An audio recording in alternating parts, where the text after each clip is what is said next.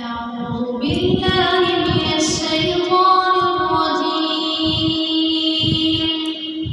بسم الله الرحمن الرحيم. وإذ قال إبراهيم رب اجعل هذا البلد آمنا واجنبني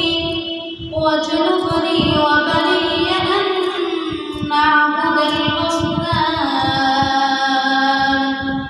رب إنهن أضللن كثيرا من الناس فمن تبعني فإنه مني ومن عصاني فإنك غفور رحيم.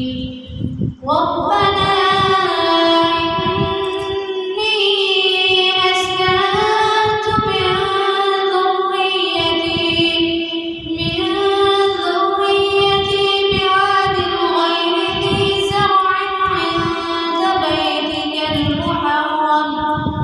ربنا ليقيموا الصلاة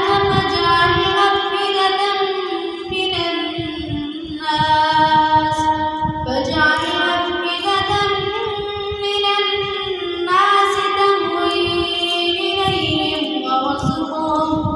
وارزقهم من الثمرات لعلهم يشكرون.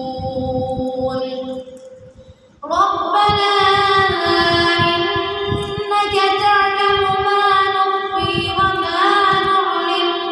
وما يخفى على الله من شيء في الأرض ولا في السماء.